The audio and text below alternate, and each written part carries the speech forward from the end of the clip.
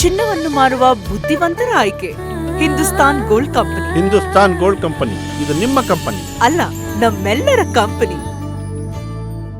ರಾಜ್ಯ ಬಿಜೆಪಿಯಲ್ಲಿ ಭಿನ್ನಮತಗಳ ಆಗಾರ. ಯತ್ನಾಳ್ ಬಳಿಕ ವಿಶ್ವನಾಥ್ನಿಂದಲೂ ಅಪಸ್ವರ. ಹಾಯ್ ಹಲೋ ನಮಸ್ಕಾರ ವೀಕ್ಷಕರೇ, ಕರ್ನಾಟಕ ಟಿವಿಗೆ ಸ್ವಾಗತ. ನಾನು Yogesh Eshwar. Israel Palestine war ಏನೂ ಅಲ್ವೇ ಅಲ್ಲ. ರಷ್ಯಾ ಉಕ್ರೇನ್ ಮೇಲೆ ಸಾರದಂಥ ಯುದ್ಧ ಏನೂ ಅಲ್ಲ, ಇಷ್ಟದು. ರಾಜ್ಯ ಬಿ ಜೆ ಪಿಯಲ್ಲಿರುವ ಸಮಸ್ಯೆಗಳನ್ನ ನೋಡಿದ್ರೆ ಕಾಮಿಡಿ ಅನಿಸುತ್ತಾ? ಸತ್ಯ. ಕರ್ನಾಟಕ ರಾಜ್ಯ ಬಿ ಜೆ ಪಿಯಲ್ಲಿ ಇರುವಂತಹ ಸಮಸ್ಯೆಗಳ ಆಗರವನ್ನು ನೋಡಿದ್ರೆ ಒಂದಷ್ಟು ಜನ ಕಾಮಿಡಿ ಮಾಡ್ತಾವ್ರೆ. ವಿಶ್ವದ ಅನೇಕ ಭಾಗದಲ್ಲಿ ನಡೀತಿರುವ ಯುದ್ಧ ಏನೂ ಅಲ್ಲ ಇವ್ರುಗಳ ಮುಂದೆ ಅಂತ. ಜನ 66 ಸ್ಥಾನಕ್ಕೆ ಸೋಲಿಸಿ ಕೆಳಗಿಳಿಸಿದ್ರು. 6 ತಿಂಗಳು ಗುರಿ ಇರಲಿಲ್ಲ. ಗುರು ಯಾರು ಗೊತ್ತಿರಲಿಲ್ಲ.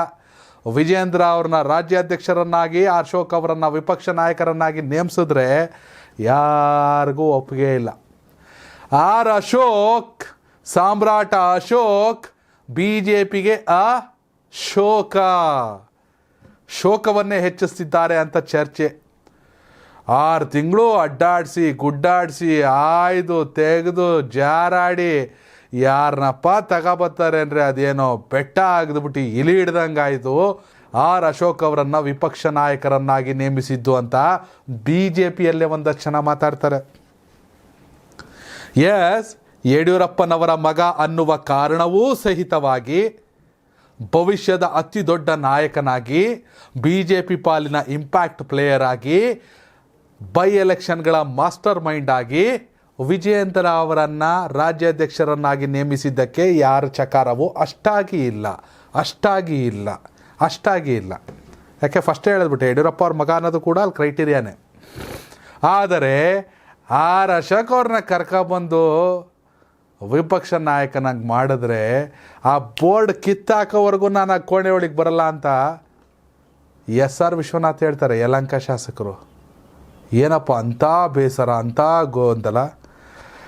ಅಶೋಕ್ನ ವಿಪಕ್ಷ ನಾಯಕ ಅಂತ ಅಫಿಷಿಯಲ್ ಆಗಿ ಅನೌನ್ಸ್ ಮಾಡೋಕ್ಕೆ ಮೊದಲೇ ಯತ್ನಾಳು ಬೆಲ್ಲದ್ದು ಎದ್ದೋಯ್ತಾರೆ ಹೊರಗಡೆ. ಏನು ಸರ್, ನಿಮ್ಮದೇ ಶಾಸಕಾಂಗ ಪಕ್ಷದ ಸಭೆ ಐತೆ, ಇದ್ಯಾಕೆ ಸರ್ ಅಂದರೆ ಚಾ ಕುಡ್ಕೊ ಬರೋಕೆ ಹೊಂಟೇವ್ರಿ ಅಂತ. ಏನು ಸರ್, ನಡೀತಿರೋದೇ ಅತಿ ದೊಡ್ಡ ಖಾಸಗಿ ಹೋಟ್ಲಲ್ಲಿ, ಒಳಗೆ ಕುಡಿಬೋದಲ್ಲ ಅಂದರೆ ನಾವೆಲ್ಲ ಬಡವರಿದ್ದೀರ್ರಿ, ನಮಗೆಲ್ಲ ರೊಕ್ಕ ಕಟ್ಟೋಕ್ಕಾಗಲ್ಲ ಅಂತ ಯತ್ನಾಳವ್ರು ಎದ್ದೋಯ್ತಾರೆ. ಅಲ್ಲಿಗೆ ಅಶೋಕ್ ಅವರನ್ನು ವಿಪಕ್ಷ ನಾಯಕನನ್ನಾಗಿ ಆಯ್ಕೆ ಮಾಡಿದ್ದು ಈ ಕಡೆ ಯತ್ನಾಳವ್ರ ಬಣಕ್ಕೂ ಇಷ್ಟ ಇಲ್ಲ, ಈ ಕಡೆ SR ವಿಶ್ವನಾಥ್ ಅವ್ರ ಬಣಕ್ಕೂ ಇಷ್ಟ ಇಲ್ಲ.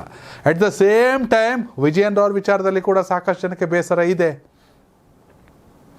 ಎಲ್ಲ ಈಶ್ವರಪ್ಪನವ್ರು ಸೈಲೆಂಟ್ ಆಗವ್ರೆ ಅಂದರೆ ಮಗನ ಲೆಕ್ಕಾಚಾರ ನಡಿಬೇಕಲ್ಲ ಕಾಂತೇಶ್ ಅವ್ರದ್ದು, ಈ ಥರ.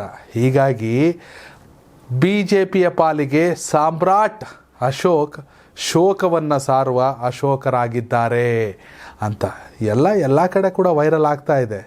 ಯಾರೋ ಒಬ್ಬರು ವಿರೋಧ ಇದ್ದರೆ ಸರಿ ಮಾಡ್ಕೋಬೋದು, ಇನ್ನೊಬ್ಬರು ವಿರೋಧ ಇದ್ದರೆ ಸರಿ ಮಾಡ್ಕೋಬೋದು. ಊರು ತುಂಬ ಎದುರಾಕ್ಕೊಳ್ಳೋರೇ ಇದ್ದರೆ ಹೆಂಗೆ ಮುಂದೆ ಸಾಕೋದು? ಇದು ಅಶೋಕ್ ಅವರ ಪಾಲಿಗೆ ಅತಿ ದೊಡ್ಡ ಚರ್ಚೆ. ಅದ್ಯಾವುದೋ ಚಾನಲಲ್ಲಿ ಇಂಟರ್ವ್ಯೂಲ್ಲಿ ನೋಡ್ತಾ ಇದೆ. ಏನು ಸಾರ್, ಪದ್ಮನಾಭ ನಗರದಲ್ಲಿ ಕೊನೆ ಕ್ಷಣದಲ್ಲಿ DK ಸುರೇಶ್ ಬರ್ತಾರೆ, DK ಶಿವಕುಮಾರ್ ಬರ್ತಾರೆ ಅಂತಿತ್ತು, ಎಲ್ಲ ಫಿಕ್ಸಿಂಗ್ ಮಾಡ್ಕೊಂಡಂಗೆ ಕಾಣಿಸುತ್ತೆ ನೀವು ಅಂತ ಪ್ರಶ್ನೆ ಕೇಳಿದ್ರೆ ಯಾರೊಬ್ರು ಅಶೋಕ್ ಅವ್ರು ಉತ್ತರಿಸಿದ್ರು, ಹಾಗೇನಿಲ್ಲಪ್ಪ, ಪದ್ಮನಾಭ ನಗರದಲ್ಲಿ ನನಗೆ ಆದ ವರ್ಚಸ್ಸಿದೆ, ಹಂಗಿದ್ರೆ ಅವ್ರು ಬಂದು ನಿಲ್ಲಬೇಕಿತ್ತು. ನನಗೆ ಕನಕಪುರದಲ್ಲಿ ಏನಾಯಿತು ಅದೇ ಪರಿಸ್ಥಿತಿ ಅವ್ರುಗಳಿಗೂ ಪದ್ಮನಾಭ ನಗರದಲ್ಲಿ ಆಯ್ತಿತ್ತು ಅಂದರು. ಒಂದಷ್ಟು ಜನ ನಗಾಡ್ಬಿಟ್ರು. ಬಂದು ನಿಂತ್ಕೋಬೇಕಿತ್ತು, ಮಜಾ ಇರೋದು. ಅಶೋಕ್ ಅವ್ರ ಮೇಲೆ ಯಾವುದೇ ವೈಯಕ್ತಿಕ ದ್ವೇಷ ಅಲ್ಲ. ಎಲ್ಲ ಪತ್ರಿಕೆಗಳಲ್ಲೂ ಎಲ್ಲ ಮಾಧ್ಯಮಗಳಲ್ಲೂ ಬರ್ತಿರುವಂತಹ ಚರ್ಚೆ ಬೆಟ್ಟ ಆಗದೆ ಇಲಿ ಹಿಡಿದ್ರು ಅಂತ. ನಾವೇನು ಹೇಳಲಿಲ್ಲಪ್ಪ ಅಶೋಕ್ ಅವ್ರ ಬೋರ್ಡ್ನ ಕಿತಾಕಿ ಅಂತ. ಅವರದೇ ಪಕ್ಷದ ಶಾಸಕರು, ಹಿರಿಯ ನಾಯಕರು, ಯಡಿಯೂರಪ್ಪನವರ ಆಪ್ತರು SR ವಿಶ್ವನಾಥ್ ಅವ್ರು ಹೇಳಿದ್ದು. ಯಾವ ಕಾರಣಕ್ಕೆ ಮುನಿರತ್ನ ಬಂದರು ಕನ್ವಿನ್ಸ್ ಮಾಡೋಕ್ಕೆ, ವಿಜಯೇಂದ್ರ ಬಂದರು ಕನ್ವಿನ್ಸ್ ಮಾಡೋಕ್ಕೆ, ಅಣ್ಣ ಆಯಿತು ಬಾರಣ ಅದೇನು ಮೀಟಿಂಗ್ ಮುಗಿಸೋಣ ಅಂತ. ನೋ, ವಿಪಕ್ಷ ನಾಯಕ ಅಂತ ಬೋರ್ಡ್ ಕಿತಾಕಿ ಆಮೇಲೆ ಬರ್ತೀನಿ ಅಂದರು.